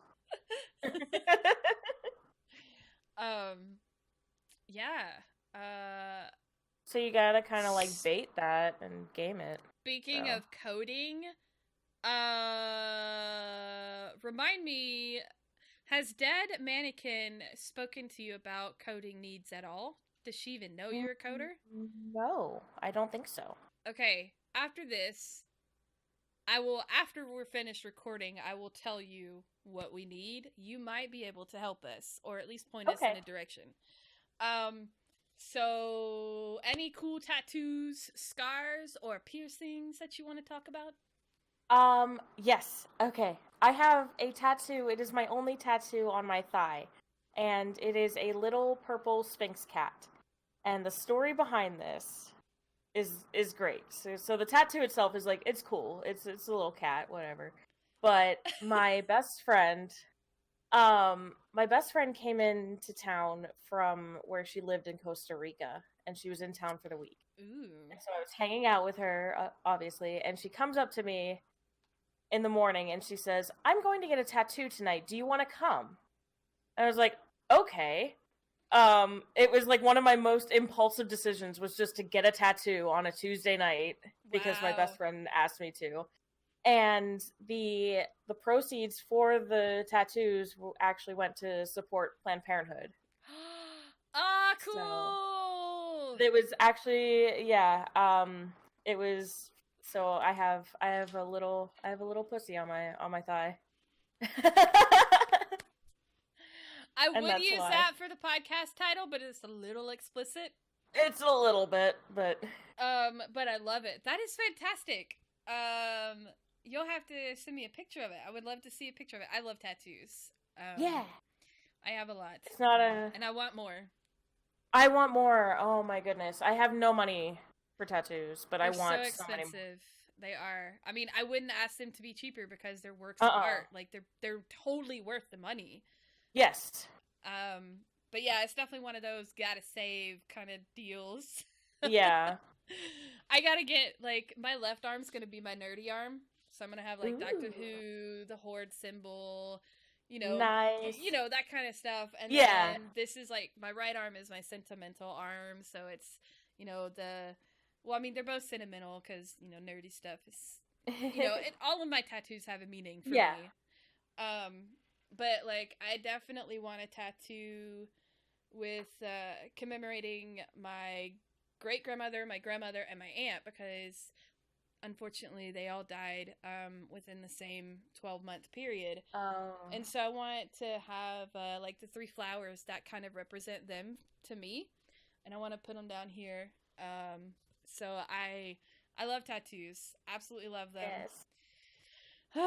And my tattoo artist is amazing, but we're moving soon, so yeah. I don't have the money to pay him to do it right now. I have to find a new one out here. I know, Because when you find a good tattoo artist, it is so hard to go somewhere else. It's like a hairdresser for me. Right. Which I'm going to miss my hairdresser as well, because she's awesome. I go to my hairdresser's house and spend like 6 hours, and she just does whatever the hell she wants to my hair. That's love amazing. it. She does amazing That's work. That's wonderful. I love it. She is a fantastic hairstylist, artist all around. So enough about me. If there was one person, past or present, fiction, non-fiction, that you could have dinner with, who would it be and why? Oh, dead or alive. So. Oh my gosh. Anybody. Literally anybody in the world. Literally anyone. Oh, there's so many people. Give me your top 5. Top 5. Oh. Can you even narrow that down?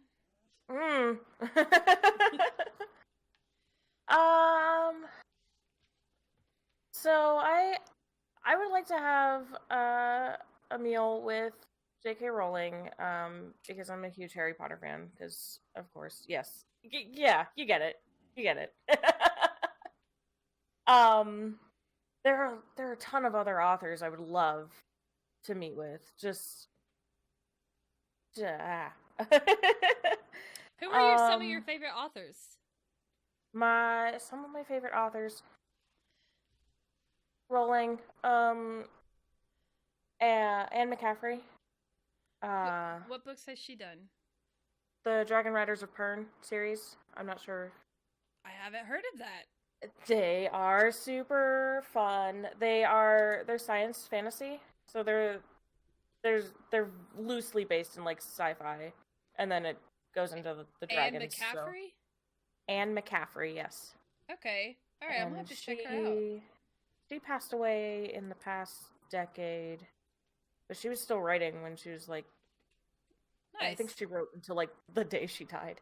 I'm gonna have to check out her books then. I'm always looking for more literature to read because I am a huge book reader. Yes. And then I do like the Philippa Gregory, who wrote the Other Boleyn Girl. Oh yeah, I haven't read that, but yeah. She writes a lot of historical fiction that I like to read. I love historical fiction. Yes. Like Pride and Prejudice, and like I'm reading through Northanger Abbey right now, which is not really rooted in like, I guess it's not really historical fiction, but it's sort of historical fiction because it's back in the day. But yeah, I love like taking history. I love shows that do this too, especially when it's like fiction, yes, I absolutely love it. Like even though it's like there's some rooted truth there, and then it's just like a fictionalized version of it. I love those kind of stories. Absolutely love those kind of stories. Yes. Titanic is one of the movies that just like hit, like just strike a like just hit me as one of those that kind of falls in that, because you got the history of the gem that is real, like the gem is real, and learning the history of that. I actually got to see the Hope Diamond in person in Washington D.C. one year, and yeah, it was pretty neat to learn about the history of that. And I love, oh my god, what was it that we watched recently? My husband and I watched recently. If you like westerns, watch Hell on Wheels. All of the seasons are on Netflix. Hell on Wheels, okay. Yeah, so it is a historical, it's a fictionalized history of building the trains and doing the transcontinental line. Oh, that's super cool. A really good story. It keeps you like kind of going. There's kind of a lull between like the last half of season 2 and right before season 3. There's kind of a little lull right there, but it picks back up and it's like, what? And, you know, all TV shows have those weird, like, okay, that was weird. But, Yeah. I love it because, like, we would pause the show to go look up to see, like, okay, what is this about? Oh, what is this? Oh, this is real. Oh, they actually got that accurate. Oh my god, that was actually a real thing. Like, some of the characters are That legit is super people. up my alley. I mean, I love that kind of stuff. Absolutely love that kind of stuff. Yes. So, because it makes me want to go learn about that particular era more, or right. So yes, I know, got off subject. So that's okay. People I'd like to meet. Rowling and McCaffrey. Rowling and McCaffrey. Actually, speaking of historical fiction, Catherine of Aragorn, who was Henry VIII's first wife. Yep. Jeffrey Marsh. Jeffrey Marsh is a non-binary activist. Okay. And they are super cool. I follow them on Twitter, and they are just the sweetest person in the world. And I'm gonna have to look them up because the name sounds familiar, and I may have just had a friend tell me about them, like, in passing. But that's cool. That's awesome. Nice. Yeah. So they're super cool. And Uzo Aduba. Who? What? Uzo Aduba. Who plays Crazy Eyes on Orange is the New Black. Oh, yeah. Her character is wild. Yeah, but she is a super cool person. So she seems like it. She's actually been around. I didn't realize how long she's been around, but Orange is the New Black was not her first role. Oh, really? She's done, like, bit parts in various movies and stuff. And oh, that's cool. Yeah, so I love all the people that have come out of, like, the Netflix series and stuff like that. Like Laverne Cox. Yeah. Absolutely love her role. Like, her role in that. I mean, we stopped watching it about season 3, but I got tired of Piper's whiny persona. Agreed. Just get rid of Piper. Everybody else in the prison was legit cool. Like, you wanted to know more about everybody else. Piper could just go somewhere. Yeah, I love all the people that have come out of all of these Netflix shows. Yeah, it's that, and they're good. Like, Netflix, Hulu, they put on so much good stuff. So what's an ideal weekend for you? Sleeping in. Please let me. Yeah, you have a 9 to 5 job, so you have to get up early. Honestly, like, just being able to just kind of chill, or there's a park about 5 minutes from my house that I like to go walk around in sometimes. And then playing Dungeons and Dragons at night, because that's what I do on Saturday nights. Are you the DM or just a player? I'm a player. Who DMs? A friend of mine. Yeah. Oh, okay. My hubby DMs our 2 campaigns, so definitely one of the better DMs that I have experienced. Although one other person was a really good DM, and I enjoyed playing with his. But we just, you know, how friends just go off in different directions. We just unfortunately don't see him anymore. But yeah, he also has 40 years under his belt of DMing. Oh my goodness. That's actually some of the friends that I've made locally have been through D&D because I wanted to find a live game. And so I went into my a Facebook group for nerds in Minnesota. And I was like, "Hey, is anybody looking for a player who's never really played D&D a lot?" Wow, that's brave of you. It was scary. I don't know that I could do that. Like, hey, I mean, I'd have to work up the courage to do something like that. Yeah. I mean, I'm extroverted, but that's a little, like, I don't know, man. That's a little out of my league. The people that I found, the DM of that group, like, he was like, do you want to meet for a beer so you can make sure that I'm, like, a real person and everything. I was like, yes. And that's he's cool. that been right there would have like turned me on to I want to meet this person. Yeah. He's like, I know, I get it because I'm from the internet. I understand. And I was like, okay, so meeting in public spaces definitely makes sense. Meeting online.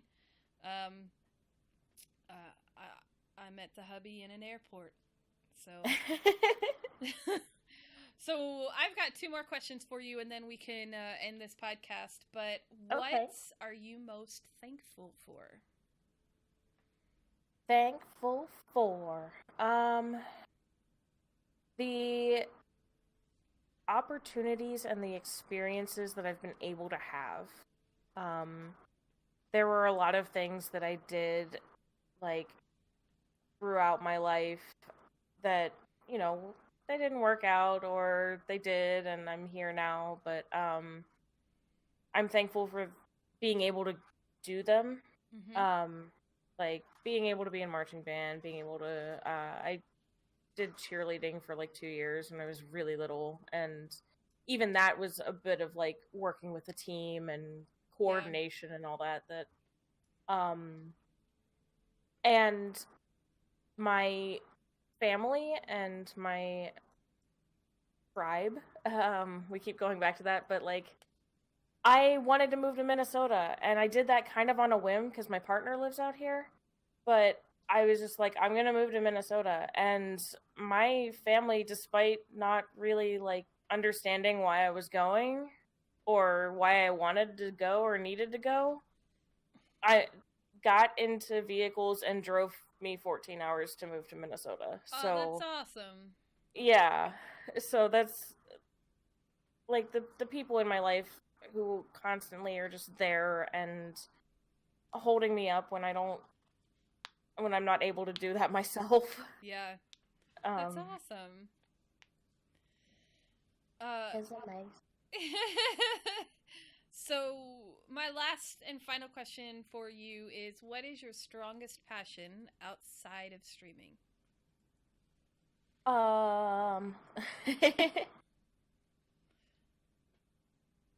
So I haven't been able to do it a lot for various reasons, but I play music and I perform on stage, and those are the things that can get me into like this passionate state that I don't normally have,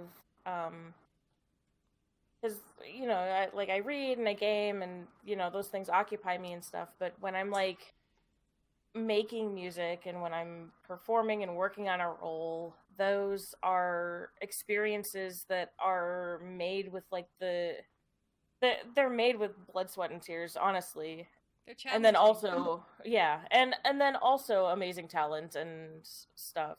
But I haven't been able to timing, and I don't have instruments currently, so I'm not able to do a lot. But those I have huge passion for music making and for stage work. I miss doing stage stuff. I really do. There's just this thrill of doing live stage. Yeah. Just even if you're behind the stage, like I've always been the one that's behind the stage. I'm not a big fan of being on the stage, except when I'm singing, because I enjoy singing. Mm-hmm. Singing is the one thing that makes me the most nervous, is when I'm singing in front of people. Agreed. Oh my god. I don't know why that one thing. I mean, I get a little nervous with everything else, but singing itself is the one thing that just makes me want to pee myself before I go on stage, right? There is something in doing, like, there's just this thrill that you get in doing a live performance, whether you're helping someone change costumes or having to do sound effects on the fly in the background, right? Like, or just being on stage and having to remember your lines and like see, like, there's just this thrill of theater that just It is a beautiful thing. Yes. I love it, and I miss it myself. I do miss it. But I understand that whole passion and thrill. I find it funny how many of you people have similarities with me when it comes to theater and band, and y'all are nerds. We're all the same type of nerd. All nerds. We are all nerds. I love it. I love it. We do, I mean, like, you tend to kind of connect to people who have similar experiences to you. So, I mean, that kind of Sorry. You know what that is? That's my take your fucking meds alarm. I mean, but you know, it makes sense. It makes sense that so many people who do stream are performers at heart, whether they're introverted or extroverted, or you know, INJ, whatever your personality is. A lot of streamers are attracted to streaming because of the performance aspect of it, because there is a performance aspect, whether you're being yourself or being a persona, right? Right. So, I love that there are so many of us. So, where and when can we find you streaming? So you can find me streaming on Twitch, twitch.tv/Shanbot. And I am live Wednesday and Friday evenings at 7 p.m. Central. Saturday at like 6:30-ish p.m. Central, because that's D&D night and it depends on my group. Makes sense. And then Sunday mornings at 10 a.m. So. Very nice. That's awesome. Well, thank you again so much, and thank you for allowing me to do a pre-recorded podcast. Sorry I had to cancel it, but hopefully my shoulder will get better with... I hope it does. ...the ice application and all of that stuff. But I'm so glad that we did get to do this, and I cannot wait for this to go live. Thank you so much, and have a great evening. Thank you, you too. And as always, thank you guys so much for listening. This has been a Girlstreamers podcast. Girlstreamers is partnered with Loot Crate, Simple Jerky, UN Racing Chairs, Glom Tom, Sennheiser, and now affiliated with Humble Bundle. Links to all these amazing partners and affiliates are down below, so please feel free to click. Thank you guys for all your support. Please follow us at Girlstreamers on Twitter, Twitch, YouTube, Instagram, and player.me. Don't forget, Twitch is twitch.tv/Girlstreamers_Inc. That is Girlstreamers_INC. If you have any questions or would like more information, you can visit our website at girlstreamers.com and contact us through there. You can subscribe to us on Twitch or GameWisp, and please don't forget, when you do, you get access to our Discord channel, so make sure to connect your GameWisp and Twitch to Discord. And you can buy some super cool gear in our online shop at designbyhumans.com/shop/Girlstreamers. Don't forget, right now, we are currently featuring Sartsicorn. She won the t-shirt contest. She has amazing artwork up there in the shop, so you should go check it out. You can find Shanbot on Twitter at Shanbot8000. That is SHANBOT 8000. And on Twitch at twitch.tv/Shanbot. That is SHANBOT. Our next podcast will be September 9th with Julie Vive, right here, same time, same place. This podcast is a part of the Two Lazy Dogs Media Group and the Girlstreamers community. Encourage, support, grow.